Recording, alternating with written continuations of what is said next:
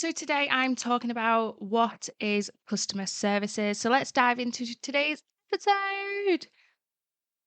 Hey everyone, you're listening to the Customer Care Channel podcast. This show is all about improving our businesses by concentrating on what's mega important, which is the customer. Because without customers, we have no business, right? This show is for people who love taking business seriously and are willing to learn about what matters most. So my contact details for if you've got any questions, of course, is the customer care channel at gmail.com. I'll drop that in the show notes. So obviously you can grab it when you need it. Plus, if you want to get started with some action, there's a free download in the show notes too for my customer profiling template, which you can get right now.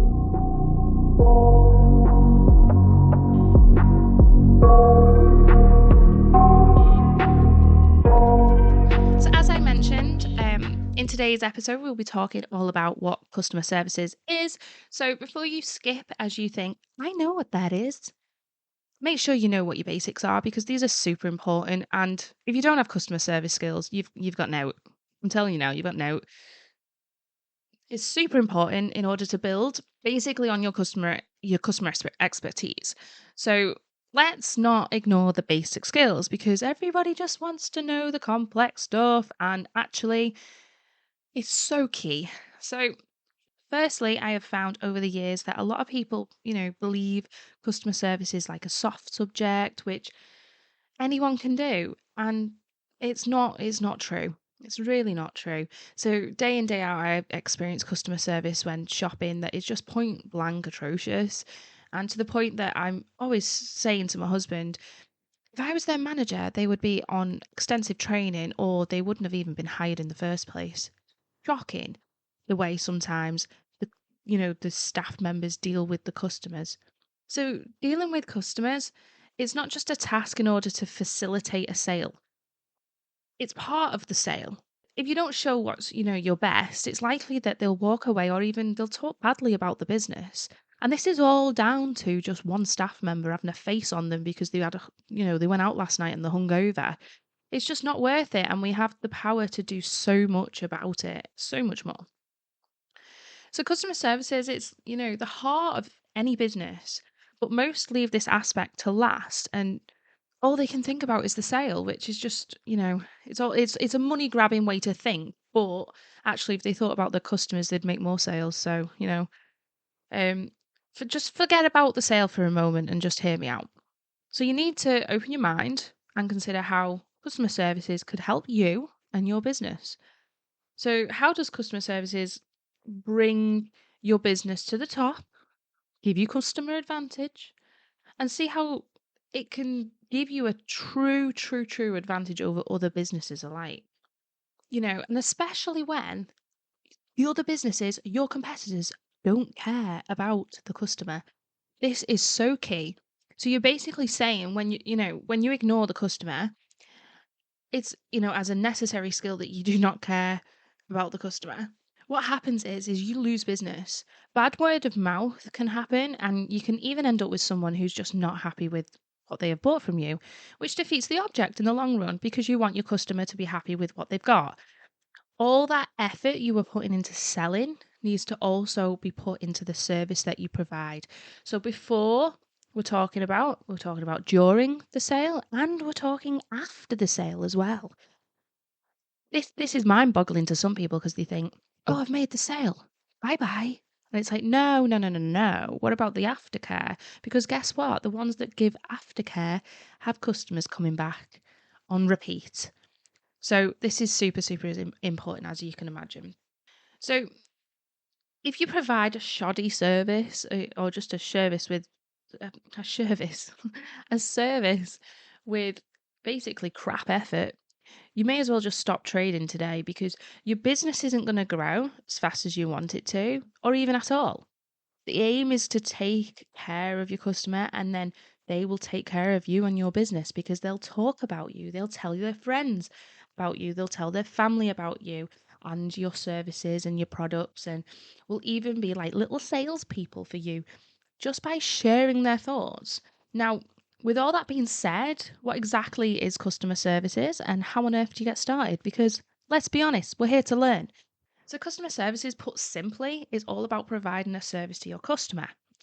The service may be bad, mediocre, good, or even fantastic to the point it blows off your customer's socks. Now, this means all businesses will be providing some form of customer service, but the businesses which stand out from the crowd are obviously the ones who get it right, as their customers will keep returning for more and obviously talking about the product or the service they have bought into. So, this may be in the form of buying more products or even services from you, and even sharing a post on social media to say how fantastic you were when they made their purchase. And, a review is like gold dust and is the best thing for your business. So, this is what we're going for. It's even better than your sales process. So, don't be scared of asking for a review.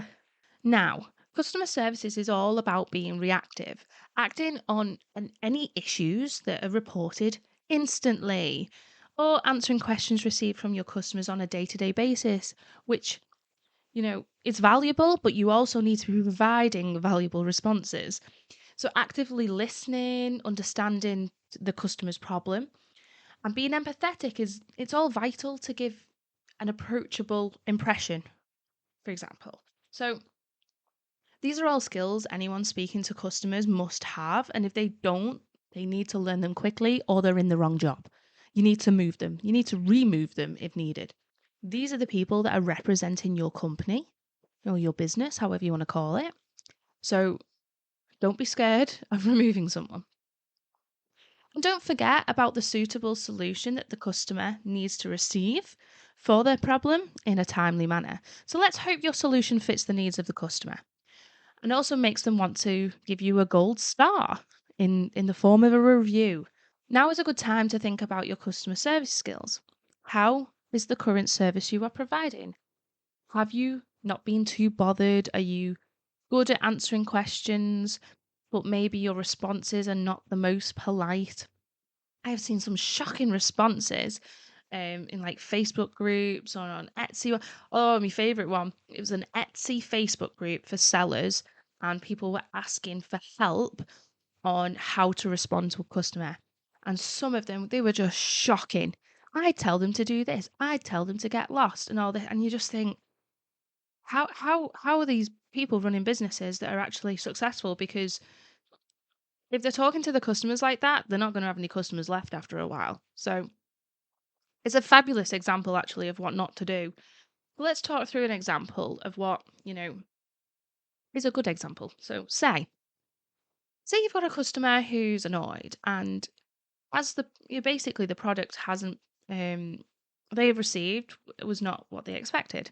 The business has received an upset message from the customer, which was quite frankly rude, which obviously puts you on the back foot. I get it, but just take your personal opinions and emotions out of it. So the business responds with a rude response, stating all the information is in the description. This may be so.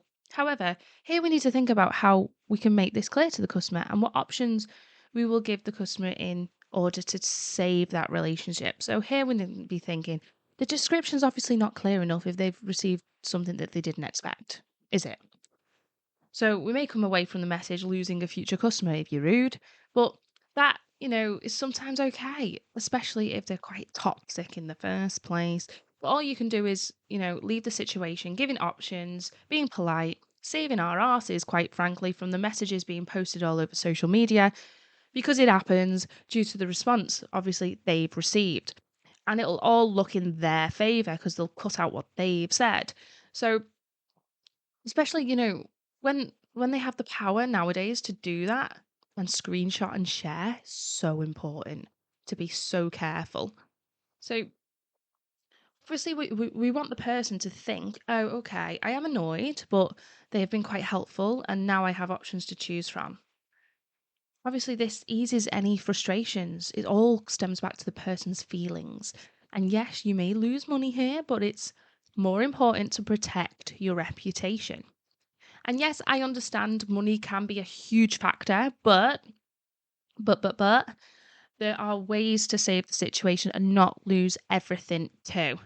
So you don't want to lose your money, you don't want to lose your reputation as well, and you don't want to be sprawled all over Facebook. So these are all things you need to think about.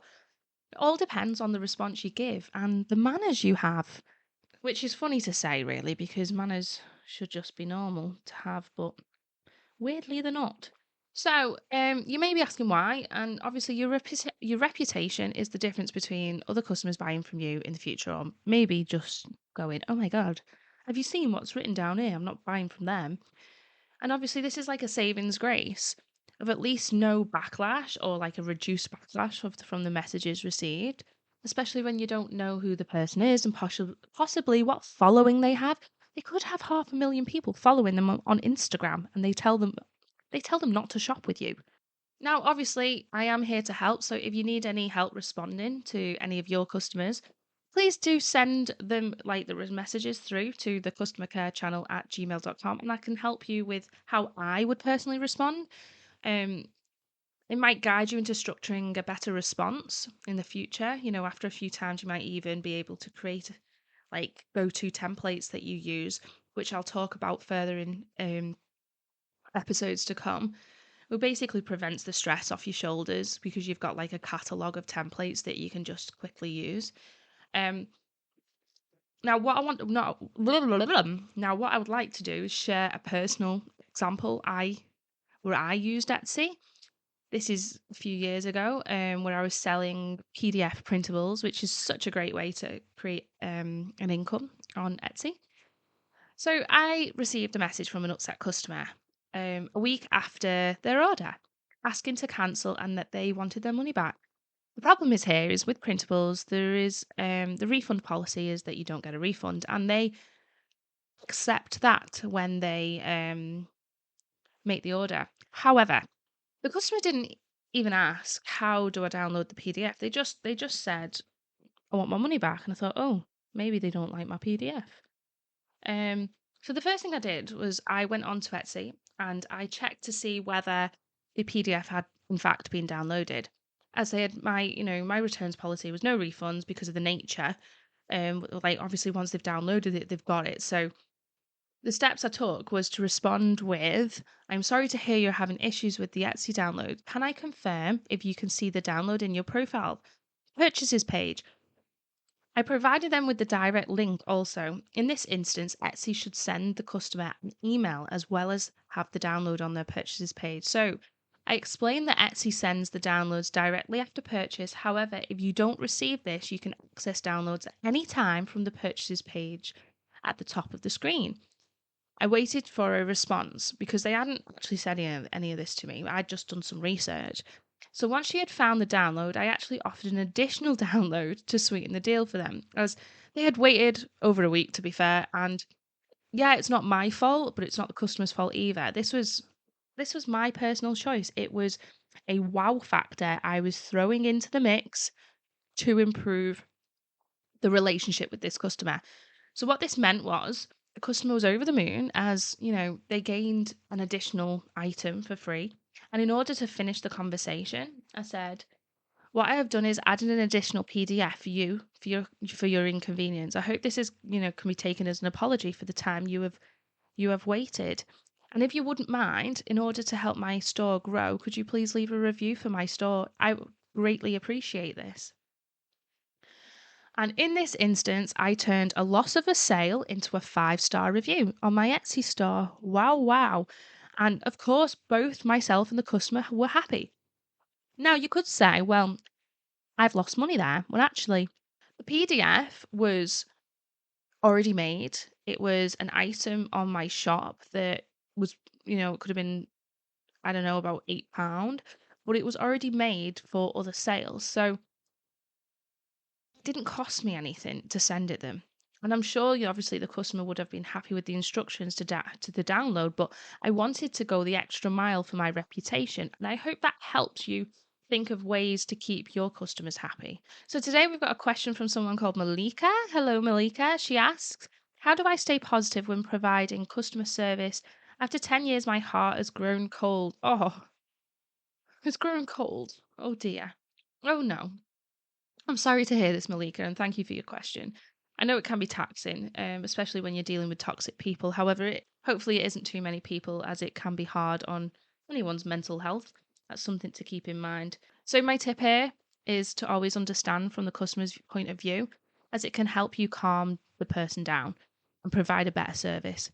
By understanding the customer instead of potentially stating the company's policies, this will help you provide like a suitable solution, which in turn should turn the conversation into a thank you from the customer. However, I know this can be super difficult and not everyone will listen. So they might even just be contacting for a rant. It's possibly something going on in their personal lives and they're taking it out on you. But this is the way I would approach the situation every time. 9 times out of 10 this works, but you will always get one person which is just a horrible person. And unfortunately it's the nature of the beast dealing with customers. I do hope that helps you tackle your future with customers and inspires you to keep working in the industry. Because I know it can be hard, and I know it can be hard on your mental health. So please do make sure that you're going to do things for your well-being as well. So hopefully this episode has inspired you. If you haven't already, hit the subscribe or follow button on your favorite podcast app to make sure you don't miss out on our next episode. And obviously, be sure to leave a review. It really does help my podcast grow, and share with a friend. If you've got any questions, my email address is in the show notes. And I'd love your questions, or maybe even some funny customer stories or nightmare situations that we can go through. Now, obviously, keep doing your thing and building a business you enjoy and love every day. Be sure to listen to the up and coming episodes to learn more. I hope you've enjoyed it, and see you next week.